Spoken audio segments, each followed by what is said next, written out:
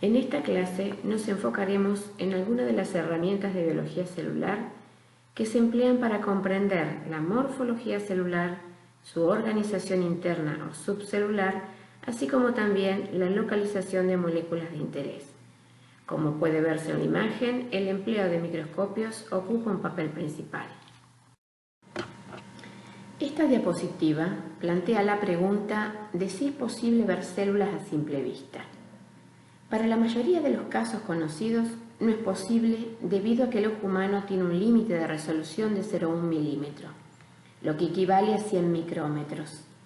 Por ello, deben emplearse instrumentos de observación como los microscopios. Sin embargo, en biología de células y organismos siempre hay excepciones y les mostramos una para que tengan de referencia. Se trata de las neuronas de los calamares. El diámetro de su axón oscila entre 0,5 y 1 milímetro, por lo que puede verse a simple vista. Este hallazgo le permitió a Alan Hodgkin y Andrew Huxley estudiar el comportamiento de las neuronas en la década del 30 y el 40, ambos premios Nobel en 1963. En esta diapositiva se presentan algunos ejemplos de células, organelas y estructuras que pueden resolverse por microscopía óptica y microscopía electrónica de transmisión. Note que las membranas celulares solo podrán resolverse por microscopía electrónica. Al mismo tiempo, les mostramos un logro reciente por el cual, aplicando la técnica de crioelectromicroscopía, se pudo resolver la estructura atómica de proteínas rompiendo una barrera física para la microscopía electrónica. La diapositiva muestra dos subtipos de microscopios ópticos compuestos: el microscopio monocular y el binocular. Esta clasificación se basa en que si el equipo posee uno o dos lentes oculares respectivamente. En estas imágenes pueden verse componentes principales del microscopio, los cuales describiremos en la siguiente diapositiva. En esta diapositiva se puede apreciar que los componentes de un microscopio compuesto o común pueden organizarse en una parte o sistema mecánico y otra parte o sistema óptico.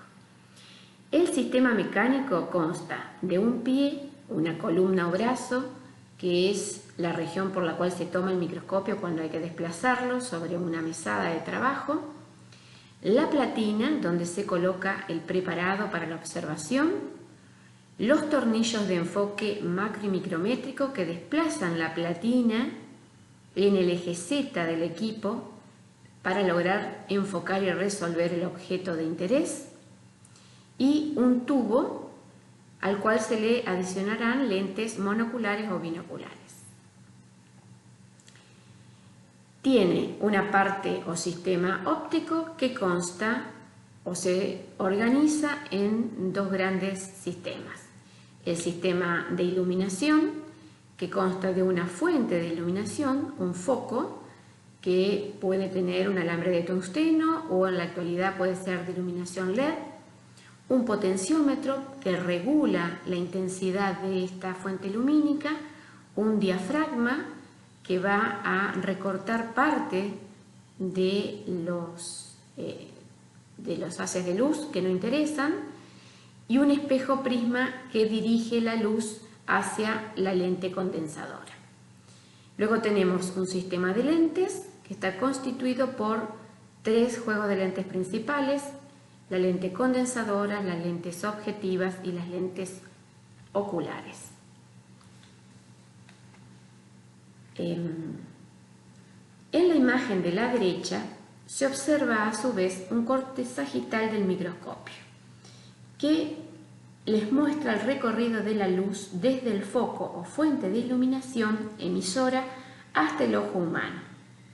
La luz visible, que abarca de 380 a 750 nanómetros, pasa por una serie de lentes y espejos y es desviada hacia la platina, pasando previamente por una lente condensadora La luz impacta en la muestra colocada en un portaobjetos sobre la platina, la atraviesa y es colectada por la lente objetiva, la cual forma una imagen aumentada, real e invertida respecto a la muestra. La luz continúa luego hacia el tubo y también se desvía gracias a espejos hacia las lentes oculares que aumentan la imagen, generando una imagen virtual derecha y aumentada respecto a la lente objetiva. Finalmente, la luz llega al ojo, el cual formará la imagen en la retina. En la región del tubo pueden acoplarse una cámara fotográfica o una cámara digital, una cámara de video o una CCD.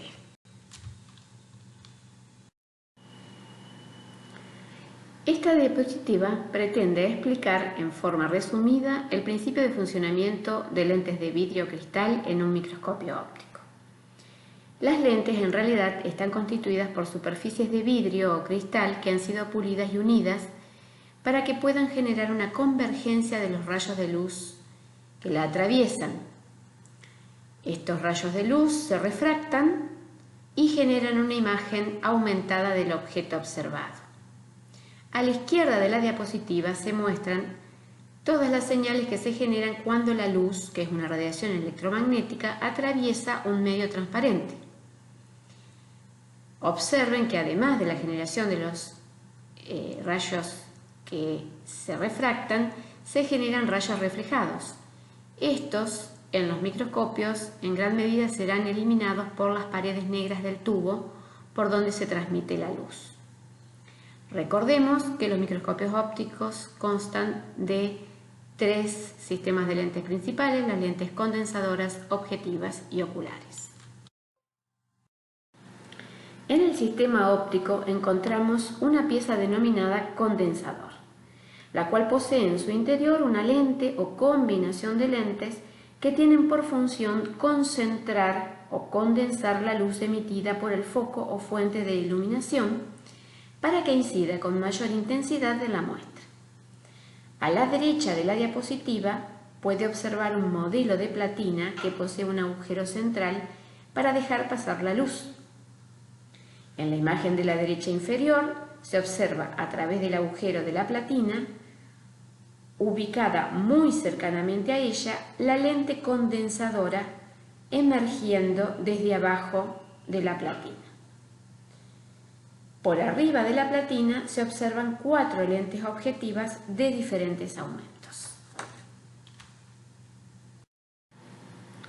La pieza denominada objetivo del sistema óptico está constituido por una lente o una combinación de lentes que se ubican muy cerca de la muestra gracias al desplazamiento de la platina en el eje Z y cuya función, como dijimos, es generar una imagen real, invertida y aumentada del objeto observado. Los objetivos comerciales poseen diferentes características de aumento y de corrección de errores esféricos y cromáticos y pueden seleccionarse en cada equipo gracias a una pieza móvil denominada revólver. La calidad de las observaciones de un microscopio en gran medida está dada por la calidad de sus lentes objetivas. En la diapositiva se muestran imágenes de objetivos comerciales y las características que pueden leerse en ellos, y a la izquierda esquemas que representan la combinación interna de lentes que posee cada uno de ellos. Como se dijo anteriormente, gracias a la combinación de lentes se logra una imagen con calidad, dado que además de aumentar la imagen, corregirán aberraciones esféricas y cromáticas. Entre las características que están grabadas en los objetivos se encuentran el nombre de la empresa fabricante, datos de corrección de curvatura de campo, corrección de aberraciones cromáticas, aumento o magnificación, valor de apertura numérica, medio de inmersión, en el caso que se trate de un objetivo de inmersión en aceite o en agua. Podría haber datos de propiedades ópticas especiales, longitud del tubo del objetivo, grosor del cubreobjetos con el cual debería usarse para obtener una imagen de calidad, distancia focal, código de color que identifica el aumento de la lente o el medio de inmersión. El ocular está constituido por un sistema de lentes que generan un segundo aumento de imagen que se forma a la salida de la lente objetiva. Esta imagen se conoce como imagen virtual, es derecha respecto a la imagen real formada por el objetivo y está aumentada, pero es invertida respecto al objeto. Se dice que es virtual porque se forma por la proyección de los rayos reflejados y no los refractados en este caso. Generalmente brindan magnificaciones de 10 o 15 veces mayores y en los casos más sencillos están constituidos por dos lentes, la ocular cercana al ojo y la colectora que aplana y aclara el campo de observación. Analizaremos ahora algunos detalles en el principio o fundamento de funcionamiento de un microscopio óptico compuesto. Las lentes de vidrio o cristal empleadas son convergentes, lo que significa que concentran o hacen converger los rayos de luz incidentes en un punto denominado foco. Dependiendo la distancia a la que se coloca la lente o lentes del objeto a observar, lograremos el aumento deseado. Si queremos obtener un aumento aún mayor, se colocarán dos lentes convergentes en serie, obteniendo entonces el microscopio óptico compuesto, cuyo descubrimiento ha sido atribuido a Zacharias Janssen a fines del siglo XVI. Es importante recalcar que en realidad suelen emplearse combinaciones de lentes que permiten corregir aberraciones esféricas y cromáticas que disminuyen la calidad de las imágenes.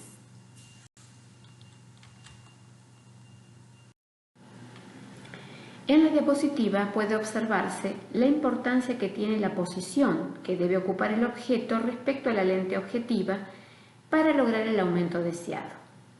Esta distancia en el eje focal del microscopio puede ajustarse gracias a los tornillos macrométrico y micrométrico. El primero desplaza la platina en el orden de milímetros y el segundo en el orden de micrómetros. En esta diapositiva se muestra cómo verá el observador la imagen final en un microscopio compuesto, el cual cuenta con la lente objetiva y la lente ocular, como dijimos anteriormente. La imagen tiene representadas cada una de las distancias focales de cada lente, así como las distancias entre los puntos focales y entre las lentes.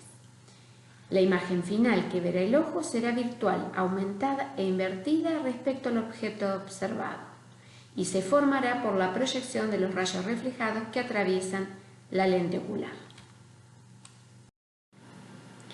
Para observar una imagen con calidad, con nitidez, con capacidad para discriminar detalles, debemos comprender los conceptos de magnificación o aumento y de resolución. Mientras que el primero logra aumentar el tamaño del objeto, siendo el principal interés el del diámetro, el segundo permite discriminar detalles con nitidez. En las imágenes mostradas, puede comprenderse claramente la diferencia entre magnificación y resolución. La combinación de ambas será determinante de la observación. Sin embargo, es muy importante notar que la resolución ocupa un papel más importante en forma relativa, ya que será el parámetro que nos permita discriminar detalles del campo de observación. Analicemos de qué parámetros depende alcanzar la resolución de una imagen obtenida por microscopía. En el recuadro verde están planteadas las fórmulas del límite de resolución y del poder de resolución. Podrán notar que el límite de resolución y el poder de resolución son funciones inversas, pero que dependen de los mismos parámetros. El límite de resolución representa la menor distancia a la que deben encontrarse dos objetos para ser individualizados, mientras que el poder de resolución representa la capacidad del instrumento para resolver separados dos objetos que se localizan muy próximos en el preparado observado. Analicemos ahora de qué variables dependen. El límite de resolución depende directamente del valor 0,61, que representa una constante de proporcionalidad relacionada al grado de superposición de dos puntos brillantes para que puedan ser observados por el ojo humano. La constante depende de los anillos de difracción de aire. El límite de resolución también dependerá directamente del valor de lambda, que representa la longitud de onda de la luz empleada. En los microscopios ópticos compuestos de uso más extendido, se emplea un foco emisor de luz visible de longitud de onda que va de 380 a 750 nanómetros. El límite de resolución depende a su vez inversamente del valor de apertura numérica. Como se puede ver en la imagen de la lente objetiva de la izquierda, la apertura numérica depende de n, que es el índice de refracción del medio a través del cual se propaga la luz, e incluye el índice de refracción de la muestra y también el del espacio entre la muestra y la lente objetiva. Este último podrá ser aire, agua o aceite de cedro. Además, la apertura numérica depende del seno del medio ángulo alfa del cono de iluminación que ingresa en la lente objetiva. Todo esto significa que para mejorar el límite de resolución o el poder de resolución de un microscopio, deberemos emplear bajas longitudes de onda o grandes frecuencias de la radiación electromagnética, ver imagen de la derecha superior, y además aumentar el valor de la apertura numérica, ya sea aumentando el índice de refracción entre la muestra y la lente y aumentando alfa. El aumento máximo de alfa es 90 grados y se produce cuando la lente apoya sobre la muestra. El índice de refracción se podrá variar empleando agua o aceite y la lente correspondiente. El límite de resolución de un microscopio óptico oscila entre 0,1 y 0,25 micrómetros dependiendo la calidad de las lentes y la longitud de onda empleada. En esta diapositiva se muestra el patrón de difracción que se forma cuando un objeto puntual es iluminado con luz y su imagen observada luego de pasar por una o más lentes. La imagen del medio y de la derecha muestran la separación que deben tener los puntos iluminados para poder ser resueltos con nitidez. La distancia representada por las líneas punteadas están relacionadas con la constante de proporcionalidad de 0,61. La manera o procedimiento en que debemos preparar la muestra a observar puede variar. La selección del protocolo de trabajo dependerá de la preservación en el tiempo del preparado, de búsquedas específicas en la muestra y si deseamos analizar procesos in vivo o post-mortem. El esquema resume el tipo de preparados que pueden obtenerse. Tenemos una gran clasificación en no permanentes, semipermanentes y permanentes, en función del tiempo de duración del preparado, es decir, durante cuánto tiempo podrá ser observado con calidad. A su vez, estos podrán subclasificarse según estén coloreados o no, para mejorar el contraste de la imagen y por otra parte darán cuenta del modo de obtención. A la derecha del esquema hay algunos ejemplos. Mientras que los preparados húmedos tienen la ventaja de observar los seres vivos en su medio natural y registrar procesos vitales en el tiempo, tienen como desventaja que el periodo de observación es muy breve, a menos que se emplee luz fría y condiciones de temperatura y humedad controlada y también colorantes supravitales, es decir, que no matan los organismos. Los preparados semipermanentes duran más tiempo que los húmedos, pero se observan post-mortem y la fijación y preservación del material se realiza por deshidratación por calor. Finalmente, los permanentes involucran una fijación química del material, una deshidratación e inclusión en un medio que solidificará dándole rigidez. Se emplean parafina o resinas que luego podrán seccionarse entre 2 y 10 micrómetros para dejar pasar la luz.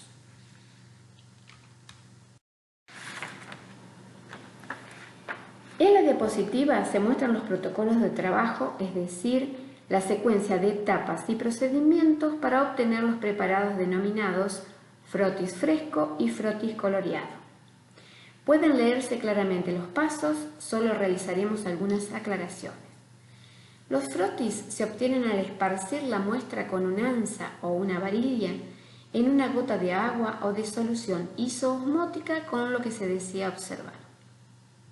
Para no ensuciar las lentes debe colocarse un cubreobjetos. Fijar la muestra significa que hay que eliminar el agua para que los fenómenos post-mortem no deterioren el material.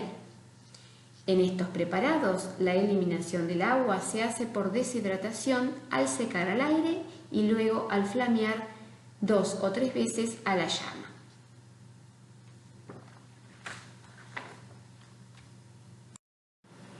En esta diapositiva se muestra cómo se obtiene un preparado extendido, en el cual el material fluido se extiende sobre un portaobjetos, empleando un segundo portaobjetos ubicado a 45 grados y haciéndolo deslizar sobre la superficie para extender la muestra. El ejemplo muestra un extendido sanguíneo, que es uno de los usos más comunes. También se muestran ejemplos de preparados bien y mal hechos, de la tinción y del almacenamiento y registro de los preparados. En esta diapositiva se muestran los principales pasos de un protocolo de obtención de secciones semifinas de parafina, provenientes de un órgano de un animal. Una vez disecado el órgano de interés, supongamos el páncreas, manteniéndose en solución fijadora como el formol al 4 o 10%, se seccionará en piezas de menor tamaño, tales como 1 o 2 centímetros cúbicos, para que todas las soluciones empleadas tengan una buena tasa de penetración en el tejido. Luego se sumergirá un tiempo en el fijador, luego se deshidratará en una serie de etanol en concentraciones crecientes, se pasará por silol, luego en varios cambios de parafina fundida y finalmente se armará el taco para seccionarlo con un micrótomo, tal como muestran las figuras de la derecha. Los cortes de 2 a 10 micrómetros se depositan sobre portaobjetos con albúmina, se dejan secar al aire, se colorean, se les agrega medio de montaje y un cubreobjetos. Otro instrumento de observación es la lupa o microscopio estereoscópico o estereomicroscopio, fundamentalmente empleados para seres vivos de mayor tamaño y para la identificación de características superficiales, ya que logran menores magnificaciones y resoluciones que las obtenidas con un microscopio óptico compuesto. Su límite de resolución máximo puede llegar a los 1,6 micrómetros, dependiendo la calidad de los objetivos. Estos instrumentos generan un efecto tridimensional en la imagen, dado que las lentes se configuran para que al ojo lleguen dos imágenes que no son exactamente iguales, y el cerebro, al combinarlas, obtiene una imagen 3D que da idea de profundidad. El objetivo responsable de este efecto puede tener diferentes diseños, aunque los principales se muestran en la imagen del medio. El desarrollo del microscopio electrónico revolucionó el campo de la microscopía y obviamente el de la biología celular. El primer equipo fue desarrollado entre 1925 y 1930 y el primero comercial fue un microscopio electrónico de transmisión de la firma Siemens en 1939. Acompañando este desarrollo, debió estudiarse e implementarse el procesamiento y seccionamiento adecuado de los especímenes biológicos. En la diapositiva se muestran dos de los diseños más extendidos, estos son el de transmisión y el de barrido, cuya subclasificación se basa principalmente en el tipo de electrón empleado para formar las imágenes y en el modo de adquisición, es decir, por un haz de electrones fijo o por un haz de electrones que barre la muestra. A grandes rasgos, los equipos consistirán en una fuente de iluminación que emite electrones, una columna por donde se desplaza el haz de electrones y que está en el vacío, lentes condensadoras, objetivas, intermedias y proyectoras, y un sistema de observación y registro de las imágenes. La diapositiva muestra un diagrama con la representación de los principales componentes de un microscopio electrónico de transmisión. Así puede analizarse que posee un sistema eléctrico que alimenta el equipo y un sistema de refrigeración que debe absorber las altísimas temperaturas que se levantan por el funcionamiento. Ambos sistemas alimentan y protegen a los sistemas electrónicos de control y de vacío. Estos tres sistemas deben controlar la emisión, conducción y registro de las electrones que pasará por la muestra a observar. El sistema de iluminación consta del cañón electrónico productor de las electrones y de la lente condensadora. El sistema portaespécimen tiene un sistema que permite el ingreso y salida del espécimen a observar y un sistema de movimiento para ubicar la muestra en el eje de observación. Tiene un sistema de formación de la imagen configurado por las lentes objetivas, intermedias, proyectoras y cámara de difracción. Y el sistema de observación que consta de una cámara de visualización, un sistema de registro y un medidor de exposición. El cañón electrónico del sistema de iluminación posee un alambre o filamento de tungsteno, el cual se calienta a más de 3600 grados Kelvin debido al paso de una corriente eléctrica de 2 o 3 amperes. Cuando el filamento llega al punto de calentamiento denominado rojo-blanco, se desprenden electrones que son conducidos al ánodo gracias al blindaje del cilindro de Bennett. A su vez, los electrones serán acelerados con voltajes de 40.000 a 100.000 voltios para lograr las observaciones deseadas. En la diapositiva pueden observarse tanto diagramas del cañón electrónico como esquemas y fotos de filamentos de tungsteno.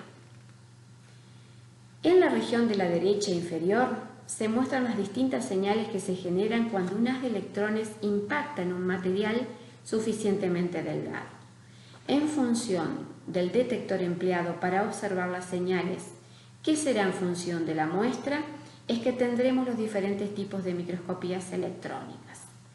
En el caso del microscopio electrónico de transmisión, emplearemos los electrones transmitidos, y en el caso de la microscopía electrónica de barrido, pueden emplearse el resto de señales que quedan en la superficie de la muestra. Las lentes son electromagnéticas en estos equipos, es decir, se trata de bobinados de alambre con un núcleo interno de hierro, los cuales generan campos magnéticos y eléctricos al circular corriente por ellas. Estos campos conducirán el haz de electrones por el eje focal del microscopio y serán responsables de la formación de las imágenes. Tienen como ventaja sobre las lentes de vidrio que puede variarse la magnificación y el foco cambiando la corriente y la tensión sin tener que modificar la posición de la lente o del espécimen.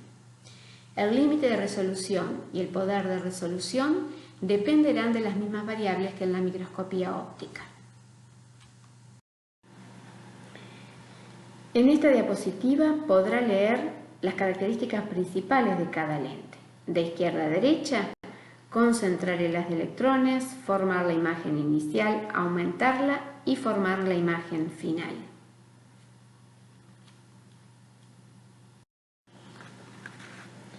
Resulta interesante comentar que la mayoría de las lentes en un microscopio electrónico de transmisión trabajan, además del bobinado, con una apertura que resulta ser una pieza circular con un agujero central, cuya función principal es seleccionar solo algunas regiones de las de electrones, para mejorar el contraste de las imágenes y con ello la discriminación de detalles.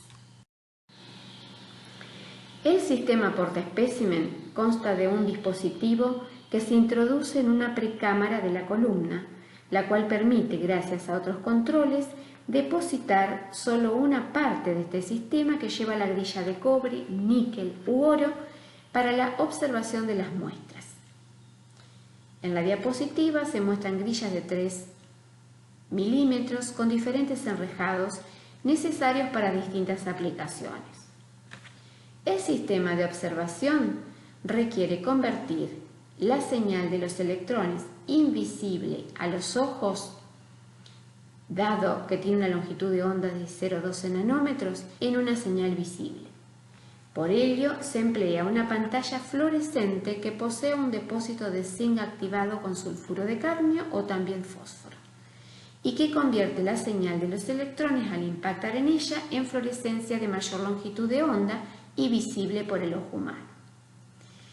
No se observan colores en microscopía electrónica de transmisión, solo escalas de grises, debido a las longitudes de ondas logradas. En lugar de coloraciones, se emplean metales pesados para desviar más los electrones que no impacten en la pantalla y con ello que aumenten el contraste al verse como zonas más oscuras.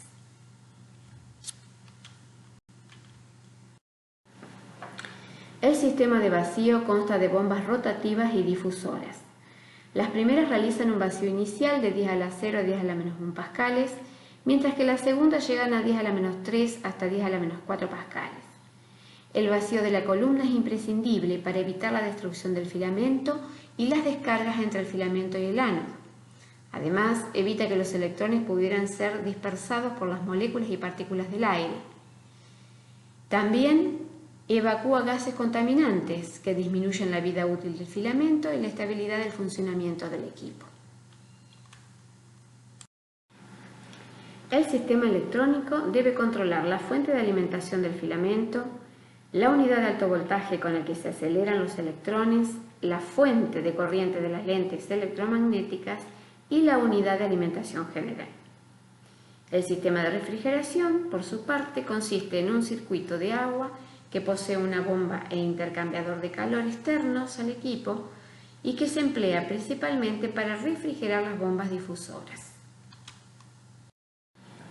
En esta diapositiva se muestran esquemas comparativos con sus referencias a la izquierda entre microscopios ópticos y electrónicos de transmisión y a la derecha se complementa la comparación con los microscopios electrónicos de barrido y con un tubo de rayos catódicos. El procesamiento de los especímenes biológicos para ser analizados por microscopía electrónica de transmisión es similar al que se emplea para la obtención de cortes histológicos, lo cual se muestra en el esquema de la izquierda. Los detalles más importantes a tener en cuenta son: los fijadores deben preservar la ultraestructura de las células, por lo que se emplean mezclas de glutaldehído y formaldehído para fijación de proteínas e hidratos de carbono, y luego solución de tetróxido de osmio para preservación de los lípidos principalmente. Luego se deshidrata el material en concentraciones crecientes de acetona o etanol, según la resina a emplear con posterioridad. La resina se polimeriza a temperaturas de 50 a 60 grados y se seccionan con ultramicrótomos a espesores de 60 a 90 nanómetros. A la derecha se muestran ejemplos de organelas, uniones intracelulares y células a diferentes aumentos.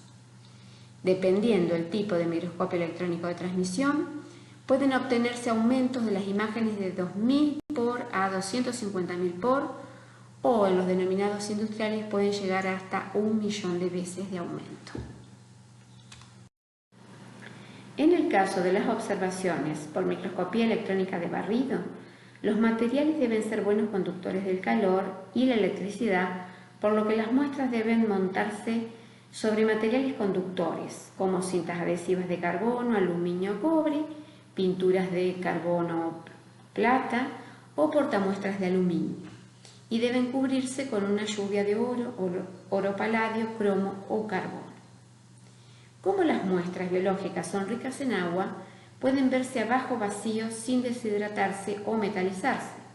Sin embargo, a alto vacío deben deshidratarse en un secador de punto crítico y metalizarse con posterioridad. A la derecha se muestran diversas células y organismos vistos al microscopio electrónico de barrido y también los sistemas portamuestras. Otra herramienta de amplia aplicación en estudios de biología celular es el fraccionamiento subcelular. Básicamente, esta técnica consiste en romper el tejido a nivel de las uniones intercelulares y de la célula con la matriz extracelular, romper la pared celular si lo hubiera y la membrana plasmática, y liberar así en solución las organelas y moléculas celulares. Luego se aplica una fuerza centrífuga gracias a un instrumento denominado centrífuga, cuyo rotor gira a grandes velocidades, tales como 1000 a 5000 revoluciones por minuto, dependiendo del equipo y el objetivo de estudio. Podemos reconocer dos subtipos de fraccionamiento celular. Uno, denominado centrifugación diferencial, por el cual las organelas están en una solución isosmolar y a pH celular y se irán separando de acuerdo fundamentalmente a su peso y el tiempo de centrifugación aplicada. Se separan los sobrenadantes y se resuspenden los pellets en los fondos de los tubos y se vuelve a centrifugar aplicando diferentes tiempos y velocidades o fuerza G. Cuando las organelas o las moléculas no pueden separarse por la similitud de su peso, puede recurrirse al segundo tipo de fraccionamiento subcelular, la centrifugación en gradiente de densidad. En esta técnica, el homogenato celular se coloca en un tubo conteniendo una solución de una sustancia como el cloruro de cesio que forma un gradiente de densidad. Al centrifugar, las organelas se irán separando cuando su densidad, que depende de la masa y la forma de la partícula, iguale la densidad de alguna región del gradiente. La observación morfológica celular y subcelular por microscopía o empleando fraccionamiento subcelular y microscopía posterior pueden a su vez combinarse con técnicas de inmunomarcación para detectar específicamente moléculas y estructuras. En la diapositiva se muestra a la izquierda el fundamento básico de las técnicas de inmunocitoquímica, inmunohistoquímica, inmunofluorescencia e inmunoelectromicroscopía.